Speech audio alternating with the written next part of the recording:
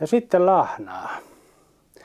On yksi niitä saatavimpia olevia kaloja, mutta joku työvaihe voi olla erittäin hankala. Eli nyt katsotaan, miten me saataisiin siitä vileitä irti. Lahnaahan voi käyttää monella tavalla savustettuna suomuneen päivineen, suolistamalla vaan pois suolet ensin, keittämällä suomuneen päivineen. Kun vaan muistetaan, että ei käytetä liian kovaa lämpötilaa siinä keittämishommassa, niin suomut pysyy paikalla ja sitten ottaa täysinä levynä irti keittämisen jälkeen. Mutta kun lähdetään tekemään nyt vilettä tästä lahnasta, niin kannattaa nyt ensinnäkin suolistaa se. Siellä on semmoinen paksu ilmarakko.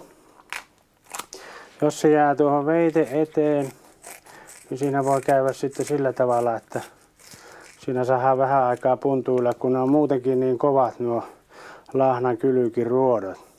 Otetaan nuo eväät samalla tässä jo pois. Ei tarvita taaskaan sitten lautaa vasten hangata, eikä suomut lennä liian pitkälle, kun tehdään saksilla tämä homma. Lusikka on oiva apuväline tässä suolien poistohommassa. Eli koukataan täältä, niin ei tarvita tuota veihtikättä taas liata sitten ja olla pesemässä silloin, kun lähdetään sitten ottamaan niitä vileitä irti. Ja nyt on ainoa näissä särkikaloissa, säreen sukuisissa kaloissa, lahna kuuluu yksistään niihin, että tämä vileotto on vähän erilainen kuin muissa kaloissa. Vileen ottaminen aloitetaan täältä sisäpuolelta, työntämällä tuo veiten kärki läpi, tuosta selkärangan yläpuolelta. Tämä on sitä voimia kysyvää hommaa sitten käsille, miten me saamme sen kulkemaan siellä. Mutta ei irroteta vielä tätä vilettä kokonaan, vaan jätetään se sitten tähän paikalleen ja mennään tälle toiselle puolelle. Ja otetaan tämän jälkeen sitten tämä toinen vile täältä irti. Koetellaan sieltä ruotojen välistä työntää tuo veihti mukavasti johonkin välikköön, että me saamme sitten tuo vile irrotettua viiltoliikkeellä. Tämän jälkeen vasta sitten katkaistaan täältä nämä vileet etupuolelta ja toinen vile tuolta alapuolelta.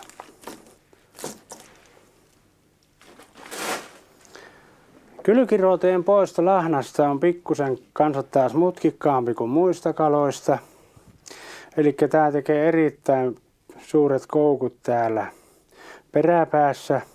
Ja se ensimmäinen viilto kannattaa tehdä täältä häntäpäästä.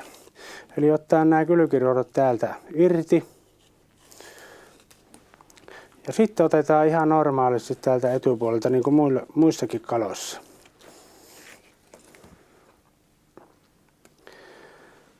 Tuolla tavalla ja täältä sama homma koukataan.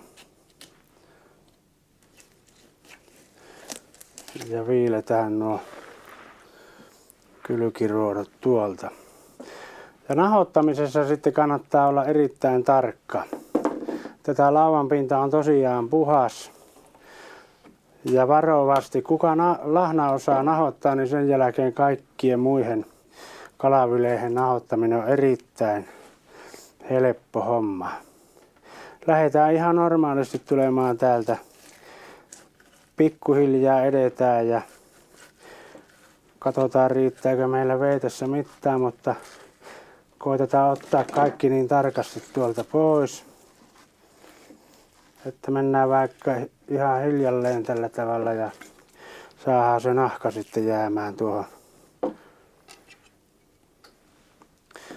Näin.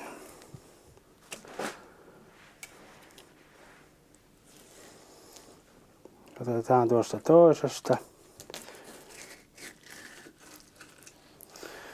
Pikkusen pitempi-teräinen veihtikin olisi hyvä olla aina nahottaessa, mutta meillähän on kotona sitten kaikennäköistä muuta semmoista pitempää mallia, niin niilläkin on sitten hätätilassa hyvä vaikka tehdä tämmöistä nahoitushommaa.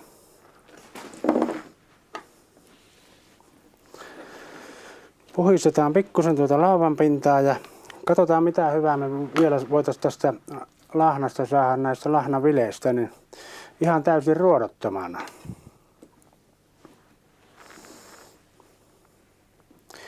Kylkilinjaa pitkin tullaan tuossa. Ja käännetään tänne alas. Missä kohti ruoto tökkää. Tullaan vielä vähän alemma ja tullaan tuota pintaa pitkin tänne. Siinä on lahnassa täysin ruodotonta vileosaa. Ja tästähän sitten voi vaikka kääryleitä pyöräytellä ja pistää pannu uuniin tai tehdä ihan mitä vaan keittää. Erittäin herkullista.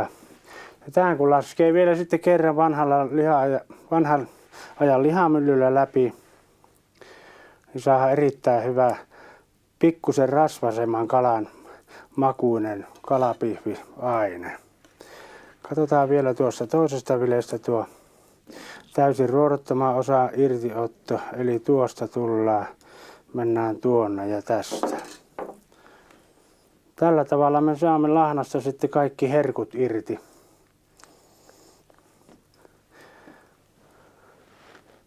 Ja lahnahan on niitä kaloja, että niitä meillä on sitten jokaisilla aika helppo hankkia ja saada, että ylitarjontaankin välillä tuntuu olevan. Käyttäkää hyvää ruoka-ainetta hyväksi lahnan kanssa.